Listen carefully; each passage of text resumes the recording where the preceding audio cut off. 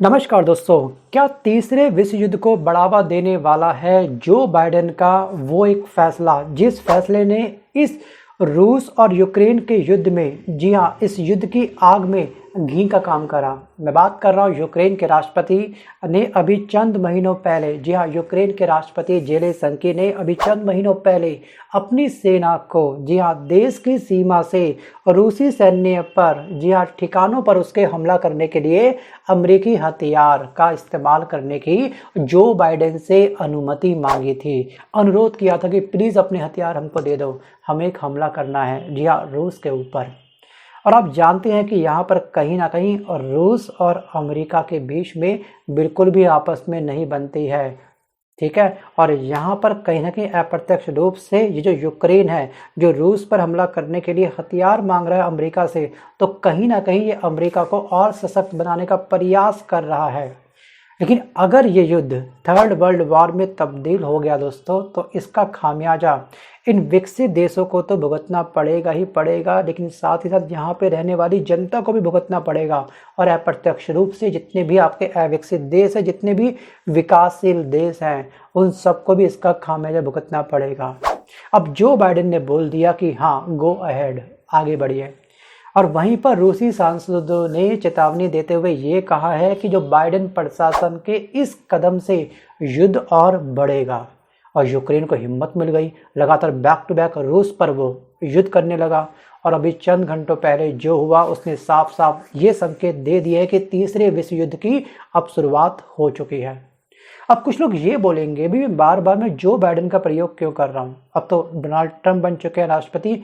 ऐसा नहीं है, ध्यान रखिएगा, डोनाल्ड ट्रंप जो राष्ट्रपति की शपथ लेंगे वो लेंगे 20 जनवरी को, राइट। और 20 जनवरी से पहले पहले जितना भी प्रशासन है, जितने भी डिसीजन है, वो अभी लेंगे जो बाइडेन। और कहीं ऐसा ना हो कि अमेरिका की जो बाइडेन जाने से पहले, जी हाँ, लंका लगा के जाएं। ये भी क्या होता है, पॉलिटिकल एक अप्रत्यक्ष रूप से एक वॉर होता है ट्रंप की तरफ, क्या पता ये हो सकता है। वॉर को शांति की वार्ता पर बैठ करके समाप्त करने का प्रयास करना चाहिए था, बट जो बाइडेन ने जो डिसीजन लिया है, उसने इस युद्ध की आग में एक बहुत बड़ी घी का काम कर दिया है। और लगातार उसके बाद वैश्विक स्तर पर इसका एक तनाव बढ़ चुका है, इनके एक फैसले का तनाव बहुत अधिक बढ़ चुका है।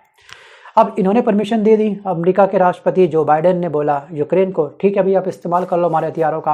और उसके बाद अभी आपको याद होगा 6 दिन पहले रूस ने अपना क्या करा, जो परमाणु नीति है उसमें फेरबदल कर दिया। और रूसी फेडरेशन की सिक्योरिटी काउंसिल में डिप्टी चेयरमैन और रूस के जो पूर्व राष्ट्रपति रह चुके हैं, जिनका नाम है दिमित्री मेदवेदेव, इन्होंने क्या बोला प्रेस कॉन्फ्रेंस में, इन्होंने प्रेस कॉन्फ्रेंस के माध्यम से कहीं ना कहीं अप्रत्यक्ष रूप से निशाना साध दिया नाटो ग्रुप के ऊपर, जी हाँ, नाटो संगठन के ऊपर। इन्होंने बदल डाली अभी 5 दिन पहले अपनी परमाणु नीति को।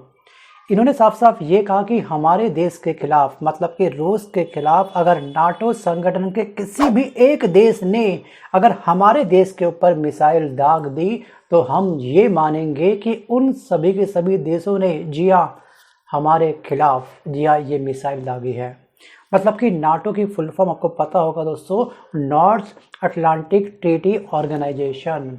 ये दोस्तों जो नाटो ग्रुप है, जो नाटो संगठन है, ये 32 देशों का एक समूह है। तो इस रूस ने 32 देशों को एक चेतावनी दे डाली। अब इस 32 देश में दोस्तों जो 30 देश हैं वो है आपके यूरोपीय देश, ठीक है, यूरोपीय कॉन्टिनेंट, मतलब कि यूरोपीय महाद्वीप के देश हैं। और जो बाकी 2 देश हैं, ये नॉर्थ अमेरिका के देश इसमें शामिल हैं।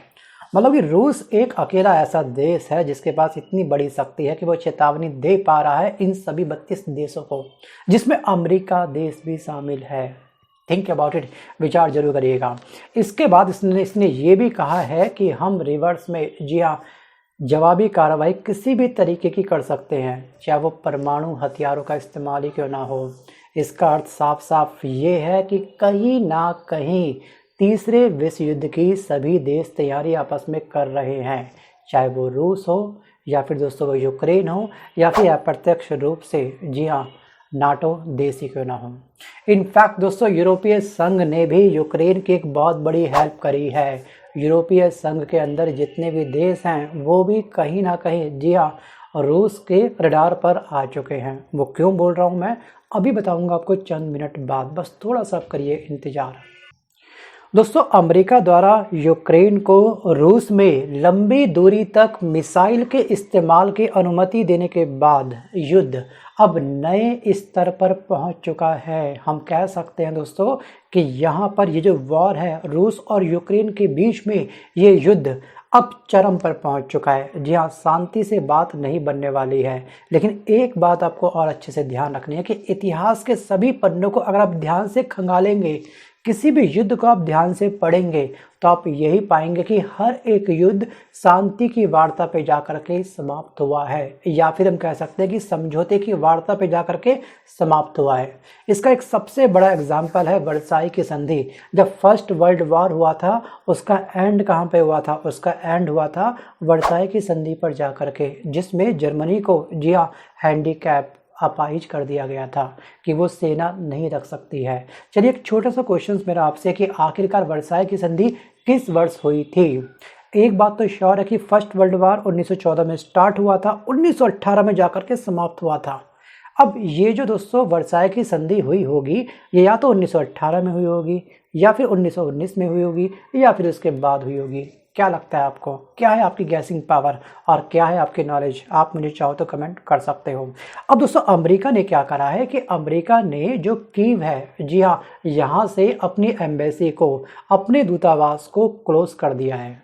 और अगर अमेरिका ने कीव जैसे स्थान पर अपने एम्बेसी को क्लोज कर दिया, तो इसका साफ साफ अर्थ ये है कि युद्ध के जो गहराने की आशंका है वो और अधिक बढ़ चुकी है। और अमेरिका के देखा दाखी ही जी हाँ अन्य देशों ने भी, ग्रीस ने भी और इटली ने भी कीव में अपने अपने दूतावास अब बंद कर दिए हैं। अभी चंद घंटों पहले की ये न्यूज़ है। और रूस के हमले की चेतावनी के बाद पश्चिमी देशों ने दूतावास को बंद करने का फैसला ले लिया है। सो गाइस, अब बात करते हैं कि आखिरकार मिसाइल की जो इजाज़त दी है जो बाइडेन ने यूक्रेन को, जी हाँ, आखिरकार इस मिसाइल की क्या क्या खास बात है, ये हमको समझना होगा। सो गाइस, इससे पहले हमको ये समझना होगा कि अब तक इस युद्ध में क्या क्या जा चुका है, क्या क्या हानि हुई है दोनों देशों को मिलाकर के। 10 लाख लोग रूस और यूक्रेन युद्ध में अब तक मारे जा चुके हैं। युद्ध से किसी का भला नहीं हुआ है, ध्यान रखिएगा। अप्रत्यक्ष रूप से हम सभी देशों को भी इसका खामियाजा भुगतना पड़ सकता है। इंपोर्ट एक्सपोर्ट हमारा बंद हो सकता है, या फिर जो हमारी ड्यूटी है, एक्साइज ड्यूटी, वो बढ़ सकती है। सोचिए कितना बड़ा फर्क पड़ेगा। अभी हम विकासशील देश है, इसका फर्क दोस्तों ध्यान रखिएगा जो अविकसित देश है उन पर भी पड़ने वाला है, और जो फिलहाल विकसित देश हैं ऑलरेडी, उन पर तो पड़ना लाजमी है। सोचिए 10 लाख लोग अब तक रूस और इस यूक्रेन युद्ध में मारे जा चुके हैं, कल्पना करके देखिएगा। और 155 अरब यूरो को यूक्रेन में कुल क्षति हुई है। 155 अरब यूरो की अब तक यूक्रेन के अंदर इतनी बड़ी अमाउंट की हानि हो चुकी है। मतलब ट्रांसपोर्ट फूक गया, बिल्डिंग फूक गई, वगैरह वगैरह। और 1 करोड़ लोगों को अपने घर द्वार छोड़ने पड़े हैं। सोचिए, मकान ईंट पत्थरों से बनता है, लेकिन घर कई लोगों की फीलिंग से, कई लोगों की मेहनत से बनता है, और घर को छोड़ पाना आसान नहीं होता है। सोचिए 1 करोड़ लोगों ने अपने घर को छोड़ दिया। इतनी बड़ी हानि अब तक हो चुकी है, आगे कितनी हानि होगी ये बताएगा आने वाला वक्त। सो गाइस, यहाँ पर हमको एक चीज़ और ध्यान रखनी कि यूक्रेन को काफ़ी लोगों ने मदद करी है। 100 अरब यूरो यूरोपीय संघ के देशों ने यूक्रेन को दिए हैं, और 84 अरब यूरो संयुक्त राज्य अमेरिका ने यूक्रेन को दिए हैं। मतलब कि यूक्रेन की जो हिम्मत बढ़ी है ना, इस यूक्रेन के पीछे यूरोपीय संघ के तमाम देश छुपे हुए हैं। इसकी हिम्मत के पीछे कहीं ना कहीं जो संयुक्त राज्य अमेरिका है, जो यूएसए है, वो छुपा हुआ है। और दोस्तों, कहीं ना कहीं हम कह सकते हैं कि आने वाला थर्ड वर्ल्ड वॉर जो तब्दील होगा, वो दोनों विकसित देशों के बीच में तब्दील होने वाला है, रूस वर्सेस अमेरिका। इसलिए मैंने बोला कि ये थर्ड वर्ल्ड वॉर को जन्म देने का एक बहुत बड़ा फैसला था जो बाइडेन ने लिया है। जी हाँ, ये तो फिलहाल चले जाएंगे। 20 जनवरी के बाद नए राष्ट्रपति बनेंगे डोनाल्ड ट्रंप। क्या वो अकेले इस युद्ध को समाप्त करने का, जी हाँ, हिम्मत रखते हैं? क्या अपने फैसलों से ये रूस को रिप्लाई कर सकते हैं? क्या वास्तविक रूप से ये भी एग्रेसिव मोड में आकर के इस थर्ड वर्ल्ड वॉर को, जी हाँ, और भी अधिक बहुत बड़ी ज्वालामुखी में तब्दील करेंगे? अब ये बताएगा दोस्तों आने वाला वक्त। सो गाइस, रूस ने नई परमाणु नीति लॉन्च कर दी है, सभी देशों को धमकी दे दी है कि एक भी मिसाइल आपकी तरफ से आई तो हम रुकने वाले नहीं हैं। जी हाँ, ईंट का जवाब पत्थर से हम पक्का देंगे। सो गाइस, अब बात करते हैं कि आखिरकार वो कौन सी मिसाइल है जिस मिसाइल को प्राप्त करने के बाद यूक्रेन, जी हाँ, रूस से टक्कर लेने के लिए तैयार हो चुका है। मतलब कि इसकी पावर इतनी अधिक बढ़ चुकी है यूक्रेन की, वो अब रूस को, जी हाँ, ललकार रहा है। एक्चुअली इस मिसाइल का नाम है आर्मी टैक्टिकल मिसाइल और इसकी रेंज है 300 किलोमीटर। ध्यान रखिएगा, इसकी रेंज है 300 किलोमीटर। और आंख बंद करके छोटी सी कल्पना करिए कि जहां पर ये मिसाइल गिरेगी कितना बड़ा तांडव ये उस स्थान पर मचाएगी, कितना बड़ा कोहराम वहां पे ये मचाएगी, कितने घरों को तबाह करेगी, कितने लोगों की ज़िंदगी को भस्म कर देगी। दोस्तों, ये जो आर्मी टैक्टिकल मिसाइल है, इस मिसाइल के अंदर वही सभी सेम फीचर रखे गए हैं जो स्टॉर्म शैडो मिसाइल के अंदर हैं। स्टॉर्म शैडो मिसाइल एक ऐसी मिसाइल है जिसको फ्रांस और ब्रिटेन ने तैयार किया था। आपको ये बात बखूबी पता होगी। वही सेम फीचर इसके अंदर भी इंस्टॉल किए गए हैं। और ये missile, army tactical missile, surface to surface मार करने वाली एक बैलिस्टिक मिसाइल है। और आर्मी टैक्टिकल मिसाइल का जो प्राइस है, ध्यान रखिएगा, ये $1.5 मिलियन है। जी हाँ, हर एक मिसाइल की कीमत लगभग $1.5 मिलियन बताई गई है। अब आप कन्वर्ट करिए इंडियन रुपीज़ के अंदर। जी हाँ, इंडियन रुपीज़ में इसकी लागत क्या होगी। वीडियो को पॉज करके कैलकुलेटर ओपन करिए और इसका राइट वैल्यू आप मुझे कमेंट करना मत भूलिएगा। सो गाइस, ये मिसाइल रक्षा निर्माता जो लॉकहीड मार्टिन जो कंपनी है उसके द्वारा इसको बनाया गया है। और ATACM मतलब कि आर्मी टैक्टिकल मिसाइल सिस्टम का पूरा नाम है MGM-140। ये आपको ध्यान रखना है। सो गाइस, 13 फीट लंबी ये मिसाइल है, इसकी लेंथ 13 फीट है। और यहाँ पर 24 इंच का इसका क्या है, डायमीटर है, मतलब कि व्यास है। और रेंज क्या है इसकी मारक क्षमता है 300 किलोमीटर। ये तमाम बातें आपको अच्छे से ध्यान रखनी है। इसके अलावा एक बात आपको और ध्यान रखनी है कि इस मिसाइल को 2 तरह के लॉन्च प्लेटफॉर्म से दागा जा सकता है। ये 2 फेज मार करने वाली मिसाइल है। सो गाइस, यहाँ पर अमेरिका और पश्चिमी देशों ने, जी हाँ, जो ये फैसला लिया है इस युद्ध का, इस परमाणु युद्ध के खतरे को नज़रअंदाज करके रूस यूक्रेन युद्ध की ये जो आग है, जी हाँ, इसमें घी डालने का काम करा है। इन तमाम देशों ने, एक्चुअली अमेरिका ने हेल्प गलत कर दी, शांति वार्ता पर बैठना चाहिए था। और यूक्रेन संकट के बाद दुनिया का क्या खाका बनेगा अभी भी ये निश्चित नहीं है। आने वाले समय में बताएगा कि वास्तविक रूप से क्या खेला होगा। बरसों से सुलग रहा ज्वालामुखी अब फट चुका है यूक्रेन का। जी हाँ, यूक्रेन के पास पावर आ चुकी है और ज्वालामुखी फट चुका है। भरा पड़ा था यूक्रेन काफ़ी टाइम से। और विश्व नेता या फिर वर्ल्ड का निर्माता करने वाले तमाम जो विकसित देश हैं, आने वाले समय में कहीं आमने सामने ना आ जाएं। जी हाँ, मैं बात कर रहा हूँ रूस वर्सेस अमेरिका की। तब सोचिए कितना बड़ा तांडव होगा। Think about it. So guys, खामियाजा हर देश को भुगतना पड़ेगा।